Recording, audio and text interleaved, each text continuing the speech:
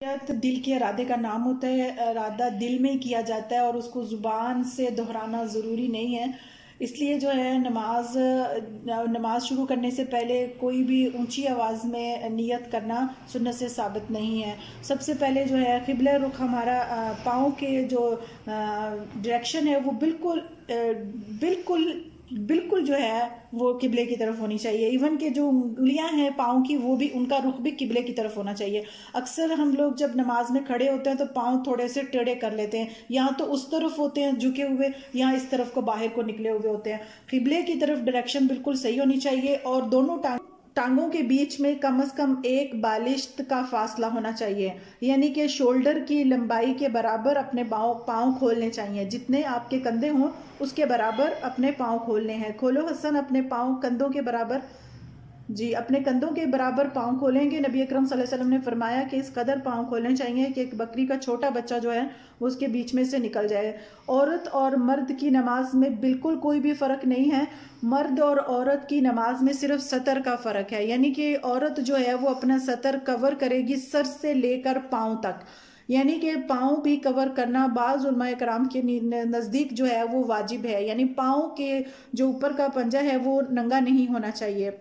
और मर्द जो है वो अपने कपड़ा जो है हसन अपना कपड़ा जो शलवार जो है वो एड़ियों से ऊपर करेंगे।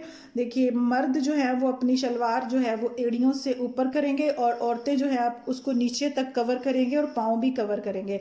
कुछ मर्द हजरात क्या करते हैं कि शलवार को अंदर की तरफ फोल्ड कर लेते हैं या पैंट को ऊपर की तरफ चढ़ा लेते हैं। इसके बारे में भी उलमाए कराम की ये राय है कि इस तरह से नमाज जो है वो नहीं होती है, उसको नमाज को दोहराना चाहिए। फोल्ड करके नमाज जो है वो सही नहीं है, मसनून तरीका नहीं है। इसीलिए मर्दों को अपनी शलवारें थोड़ी ऊंची ही सिलवानी चाहिए। तो बहरहाल औरत की नमाज के बारे में बता रही हूँ कि औरत और मर्द की नमाज में बिल्कुल भी कोई फ़र्क नहीं है, सिर्फ सतर का फ़र्क है। औरत की नमाज में हाथ ये जो रेस्ट होती है यहाँ तक कवर होना चाहिए और फेस जो है वो सिर्फ नंगा होना चाहिए और हाथ रेस्ट तक कवर हो, बाकी सिर्फ हथेलियाँ जो हैं वो नज़र आनी चाहिए, ठीक है ना। बाकी जो है उसकी नमाज में कोई फ़र्क नहीं है, सेम नमाज है। जी, अब हसन आपको बताएंगे कि किस तरह से जो है तकबीर के अल्लाहु अकबर कहते हुए अपने दोनों हाथों को कंधों तक ऊंचा करेंगे और जो उंगलियां हैं वो कान की लो तक टच होनी चाहिए। इस तरह से अल्लाहु अकबर कहते हुए फिर जो है हाथ अपने सीने के ऊपर बांधेंगे।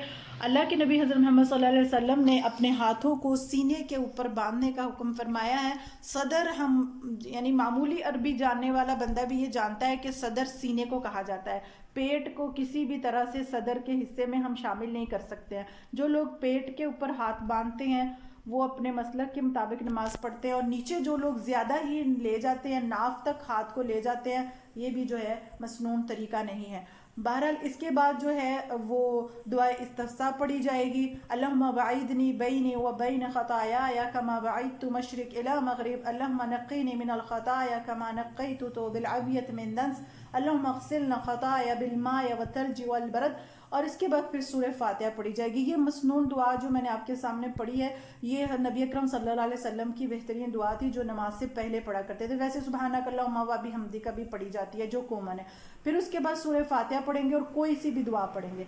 जैसे ही दुआ ख़त्म होगी और उसके बाद सूरह पढ़ेंगे इंशाअल्लाह ताला, और फिर उसके बाद दोबारा से हर एक चीज़ यानी कि पोजीशन को चेंज करते हुए रफ़ा यदैन किया जाएगा, यानी कि हाथों को उठाया जाएगा कंधों तक और अल्लाहु अकबर कहा जाएगा। जी, अल्लाहु अकबर कहते हुए रुकू में झुकेंगे और कमर बिल्कुल बैलेंस होगी, बिल्कुल बैलेंस कमर होगी, यानी कि उसमें खम नहीं आना चाहिए। नबी अकरम सल्लल्लाहु अलैहि वसल्लम जब नमाज पढ़ा करते थे तो बिल्कुल बैलेंस कमर हुआ करती थी कि अगर पानी का भरा हुआ ग्लास भी उनकी कमर के ऊपर रख दिया जाए तो वो छलकता नहीं था, एकदम इक्वल, ठीक है। और ये घुटने जो हैं इनके ऊपर जोर से दबा करके इसको जो पकड़ना है। फिर उसके बाद जो हम तस्बीह पढ़ते हैं इसमें रुकू में वो पढ़ेंगे और उसके बाद समी अल्लाहु लिमन हमिदा रब्बना वलकल हम्द हम्दन कसीरा मुबारकन तय्यबन फीही पढ़ेंगे और थोड़ी देर क़याम करेंगे और उसके बाद फिर अल्लाहु अकबर कहते हुए सजदे में चले जाएंगे। मैं फिर ये बताऊंगी कि ये सेम तरीका मर्द और औरत का है। देखिए, 7 हड्डियों के ऊपर नमाज फ़र्ज है, ये सजदा फ़र्ज है। पाँव की एड़ियाँ मिली हुई होनी चाहिए पीछे से, पाँव की एड़ियाँ मिलाना اکثر لوگ بھول جاتے ہیں، یہ نماز میں جب ہم سجدے میں جاتے ہیں پاؤں کی ایڑیاں ملی ہونی چاہیے، 7 ہڈیوں کے اوپر سجدہ ہے، ناک زمین کے اوپر لگی ہوئی ہونی چاہیے، پیشانی زمین کے اوپر لگی ہونی چاہیے، ہر جسم کا جو حصہ ہے وہ بالکل سجدے کی حالت میں ہونا چاہیے۔ حسن کی تھوڑی سی کمر اونچی، حسن تھوڑی سی کمر نیچے کو کرو، زمین کے اوپر بالکل اپنے پاؤں کو بچھا دینا یا اپنی کمر کو بالکل زمین کے اوپر لگا دینا یہ جائز نہیں ہے۔ کچھ عورتوں کا یہ خیال ہے کہ ان کو یہ کہا جاتا ہے، ان کے استاذہ کرام یا ان کے علماء کرام یا ان کے گھر والے ان کو یہ بتاتے ہیں کہ جی عورت کا نماز میں سمٹنا جو ہے وہ فرض ہے، سمٹ کر نماز۔ ابھی ایک پوزیشن سے دوسری پوزیشن میں جاتے ہیں تو ہم چھوٹی سی ایک غلطی کر جاتے ہیں کہ یا تو ہم پوزیشن چینج کرنے سے بہت پہلے ہی اللہ اکبر بول دیتے ہیں یا بعد میں بولتے ہیں، یعنی کہ جب ہم کھڑے ہوتے ہیں، جیسے کہ اب حسن آپ کے سامنے آپ کو نظر آ رہا ہے کہ سجدے میں ہے، ابھی اللہ اکبر بولتے ہوئے اٹھنا ہے، اللہ اکبر ایسے بولتے ہوئے کے بیچ میں حسن بولیں گے رب اغفر لی رب اغفر لی رب اغفر لی۔ اور میں آپ کو یہاں پر یہ بات بھی بتاتی چلوں کہ سجدے کے دوران دعا قبول ہوتی ہے، انسان سجدے میں رب سے سب سے زیادہ قریب ہوتا ہے، لیکن وہاں پر ہمیں اپنی دعائیں یعنی کہ اپنی زبان میں دعا مانگنے کی نہیں ہے اجازت، ہم کوئی بھی دعا جو ہے عربی زبان میں مانگ سکتے ہیں۔ بعض علماء کرام اس کی اجازت بھی دیتے ہیں کہ ہم اپنی زبان میں بھی دعا مانگ سکتے ہیں۔ رب اغفر لی بولنے کے بعد اللہ اکبر، کیونکہ ہم پوزیشن چینج کر رہے ہیں، جیسے پوزیشن چینج کریں گے ساتھ ہی ہم اللہ اکبر بولیں گے، بعد میں نہیں۔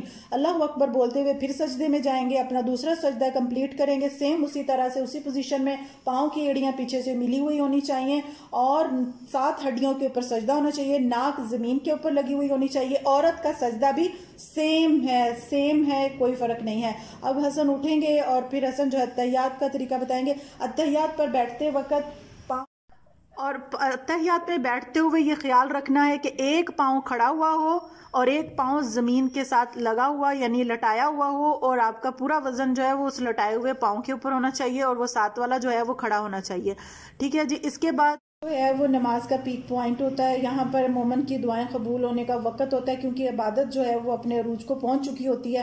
اور جیسے کہ رمضان میں ہم دیکھتے ہیں کہ روزہ افطاری کے وقت جو ہے مومن کی دعا کی قبولیت کی گھڑی اس کو کہا جاتا ہے، اور اسی طرح سے جو جمعے کا دن ہوتا ہے اس میں بھی ایک گھڑی جب ہوتی ہے وہ قبولیت کی گھڑی ہوتی ہے۔ تو یہ بھی یہاں پر جب ہم اتحیات پر بیٹھتے ہیں تو قبولیت کا ٹائم ہوتا ہے اور ہمیں خوب دعائیں اللہ تعالیٰ سے مانگنی چاہیے۔ وہ ساری دعائیں جو حدیث سے ثابت ہیں، خاص کر کے 3 چیزوں سے پناہ مانگنی ہوتی ہے، فتنہ دجال سے اور جو ہے قبر کے عذاب سے، اور سب سے مین چیز ہے کہ اتحیات پر بیٹھتے ہوئے اکثر لوگ جو ہے نا چھوٹی سی غلطیاں کر جاتے ہیں۔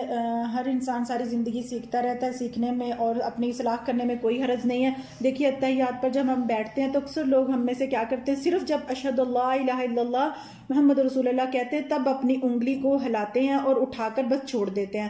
ایسا کرنا سنت سے ثابت نہیں ہے۔ نبی اکرم صلی اللہ علیہ وسلم کی سنت یہ ہے کہ جب وہ اتحیات پر بیٹھتے تھے نبی اکرم صلی اللہ علیہ وسلم تو اپنی انگلی کو اس طرح سے اٹھا کر مسلسل ہلاتے رہتے تھے، جیسے آپ کو حسن نظر آ رہے ہیں ہلاتے ہوئے، اور اپنی پوری مٹھی کو یوں گول کر کے بند کر لیتے تھے۔ یا یہ طریقہ تھا نبی اکرم صلی اللہ علیہ وسلم کا، یا پھر اس انگلی کو گول کر کے چھوڑ دیتے تھے، یوں کر کے اس کو چھوڑ دیتے تھے، اور مسلسل جب تک اتحیات پڑھتے رہتے تھے اس انگلی کو ہلاتے رہتے تھے یا اس کو ایسے چھوڑ دیتے۔ نبی اکرم صلی اللہ علیہ وسلم نے فرمایا کہ یہ انگلی جو ہے نا، جو اس طرح ہلتی ہوئی انگلی ہے، یہ شیطان کو تلوار کی طرح لگتی ہے اور بڑی ناگوار اس کو گزرتی ہے۔ اور پھر اسی طرح سے جو ساری دعائیں جو احادیث سے ثابت ہیں، مسنون دعائیں اتحیات میں پڑھیں گے، اور پھر جو سلام ہے وہ دونوں طرف پھیریں گے، السلام علیکم ورحمۃ اللہ وبرکاتہ، السلام علیکم ورحمۃ اللہ وبرکاتہ۔ جی الحمدللہ، اللہ کے فضل سے ہم نے نماز کا طریقہ سیکھنے کی کوشش کی ہے۔